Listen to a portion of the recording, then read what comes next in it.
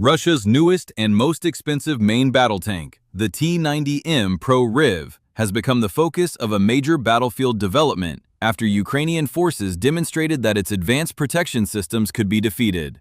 The tank, presented by Russia as the culmination of lessons learned throughout the war, incorporates composite and reactive armor, a 125mm smoothbore gun with automated loading, a modern fire control suite with thermal imaging, and critically, an active protection system designed to counter the primary threat responsible for destroying more Russian armor than any other weapon in this conflict: first-person view explosive drones. The active protection system, engineered to intercept incoming drones, missiles, and projectiles within milliseconds, was intended to make the T-90M effectively immune to FPV strikes. Sensors detect approaching threats and automatically fire countermeasure charges that detonate in their path before impact. In theory, Russian planners viewed the system as a solution capable of restoring the tank's viability on a battlefield increasingly dominated by cheap, unmanned aircraft. In theory, the T-90M Pro Riv was meant to be the tank that drones could not kill. Days ago, on the Eastern Front, that theory was broken. Ukrainian drone operators, relying not on more advanced weapons but on a newly refined tactic, targeted a column of 5 T-90M tanks advancing through a narrow tree-lined corridor. The tanks had been moving toward a sector where Russian forces were preparing a concentrated armored push, meant to puncture Ukrainian defensive lines using the T-90M's superior firepower and enhanced protection. Instead, the column entered a kilometer-long dirt road flanked by dense forest, leaving no room to maneuver, disperse, or reverse. Military analysts would describe such a formation as a textbook vulnerability. Ukrainian reconnaissance drones detected the tanks from over 4 kilometers away using thermal imaging. Their signature stood out sharply: hotter, larger, and more distinct than the older T-72 and T-80 variants that still constitute the majority of Russia's depleted armored fleet. Operators quickly confirmed 5 vehicles advancing at standard Russian spacing of approximately 50 meters between each tank. Recognizing the terrain bottleneck in the high-value nature of the targets, a priority alert was sent to Brigade Command, which authorized a strike using every drone asset available in the sector. From a forward bunker roughly 3 kilometers from the projected route, Ukrainian drone teams began planning the engagement. The tree-line corridor had been studied before and flagged as a potential ambush location, though never previously exploited due to the absence of targets significant enough to justify the risk. 5 T-90Ms, each valued in the millions and representing the pinnacle of Russia's armored capability, fundamentally altered that calculation. But the tank's active protection systems posed a challenge. Previous attempts to strike T-90Ms had ended with drones destroyed mid-air by automated countermeasures.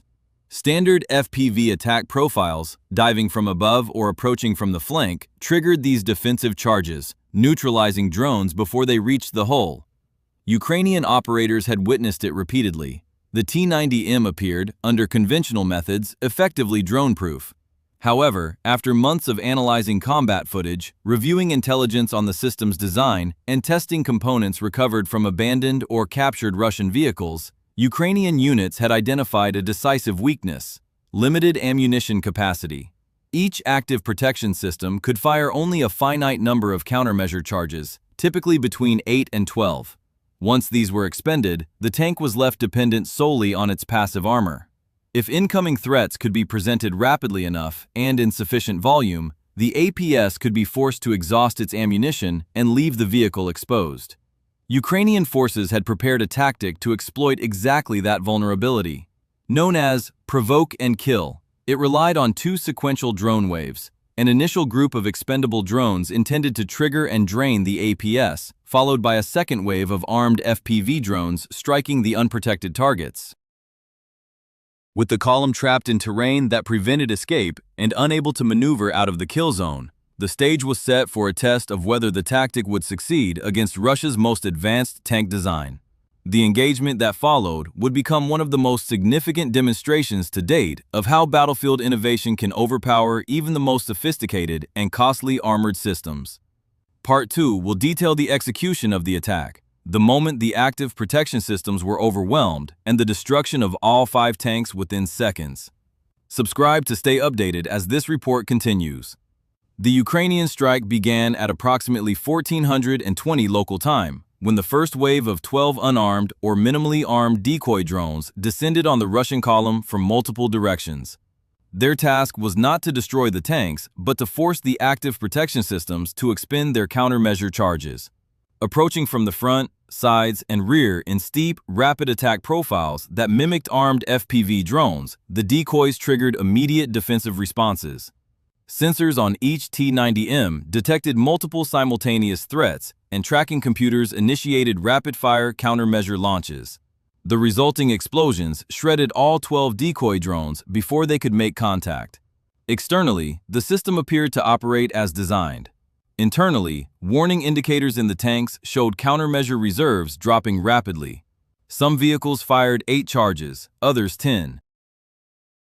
The lead tank, targeted by the highest number of decoys, exhausted all 12 of its charges, leaving the APS completely empty. Crews were aware of their vulnerability, but had less than half a minute before the second wave arrived. The terrain prevented any tactical maneuver. The narrow tree-line corridor allowed no lateral movement, no dispersal, and no opportunity for the vehicles to bypass each other. The rear tanks blocked reverse movement, and advancing forward at speed could not be achieved quickly enough to leave the kill zone. Manual reloading of countermeasure canisters was technically possible, but required crew members to exit the tank, open exterior panels, and replace spent charges. Actions no crew attempted under the sound of incoming drones. The column, confined to a single path, had no remaining defensive options. At approximately 14:21, 32 seconds after the final decoy drone was intercepted, the second wave of 10 armed FPV drones entered the corridor in coordinated pairs. With the APS sensor still active, but unable to launch countermeasures, the tanks were left defenseless.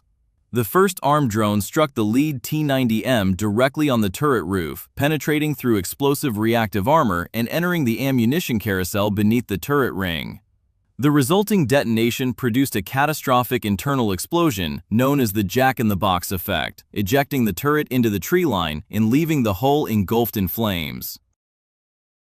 4 seconds later, the second T-90M was hit by 2 drones in quick succession, one impacting the engine deck and igniting fuel lines, the other penetrating turret side armor and detonating inside the fighting compartment. The vehicle was engulfed in flames almost immediately. On the third tank, crew members attempted to evacuate as hatches opened during the incoming attack. One crewman exited before a drone detonated beside the turret, killing him instantly. The remaining crew perished inside the vehicle as fire spread. The fourth tank sustained a strike to the rear hull, penetrating the engine compartment and triggering a fuel explosion that poured burning diesel into the fighting compartment. The crew did not escape. The fifth and final tank, positioned at the rear of the column, had the most warning but the least room to maneuver. A drone impacted the turret bustle, causing ammunition stored in the rear of the turret to ignite. Within a minute, the fire reached the main ammunition carousel, resulting in a second turret ejection. The full sequence, from the arrival of the armed drones to the destruction of the fifth tank, lasted roughly 40 seconds. All 5 T-90M vehicles were destroyed. All 15 crew members, 3 per tank, were killed. Ukrainian operators had demonstrated that a coordinated 2-wave drone tactic could overwhelm an active protection system designed to counter the drone threat that has defined this phase of the war. The destruction of the tanks also represented a loss of millions of dollars in advanced Russian military hardware in an engagement that cost Ukraine less than $15,000 in expendable drones. Part 3 will examine the material, industrial, and strategic implications of this event. Subscribe to follow the continuation of this report. The destruction of 5 T-90M tanks in a single engagement represents a material and strategic loss for Russia that extends beyond the immediate battlefield. Each T-90M Pro RIV, valued at approximately $5 million, incorporates advanced components that require months of specialized manufacturing at the Ural Vagonzavod plant in Nizhny Tagil. Production of these tanks relies on high-grade composite armor, complex thermal imaging systems derived from foreign-origin technology, and precision fire control computers. Western sanctions targeting dual-use electronics, optics, and metallurgical materials have further strained Russia's ability to maintain steady output.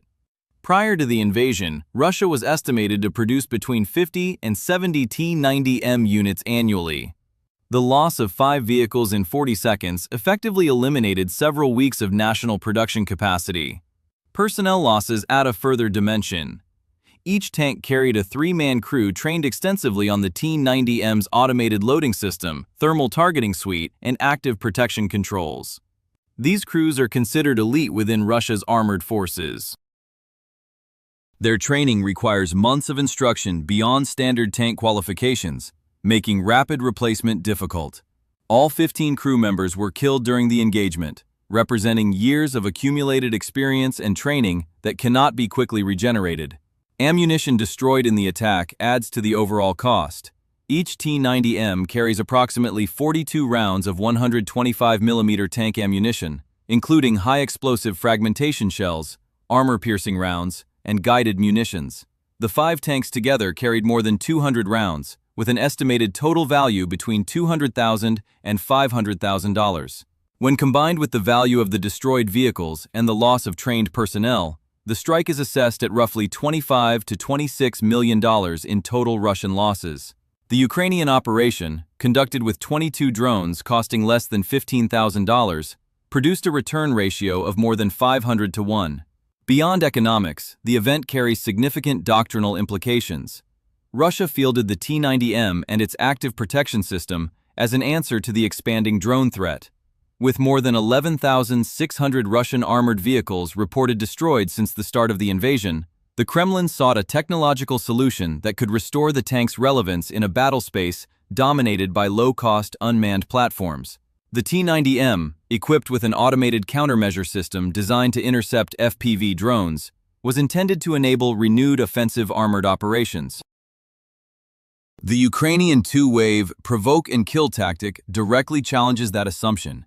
It requires no advanced equipment beyond commercially assembled decoy drones and standard FPV strike platforms. Once the tactic spreads through Ukraine's decentralized drone units, every APS-equipped Russian tank becomes vulnerable to systematic depletion of its limited countermeasure stores. After the first wave drains the system, subsequent drones can strike unhindered.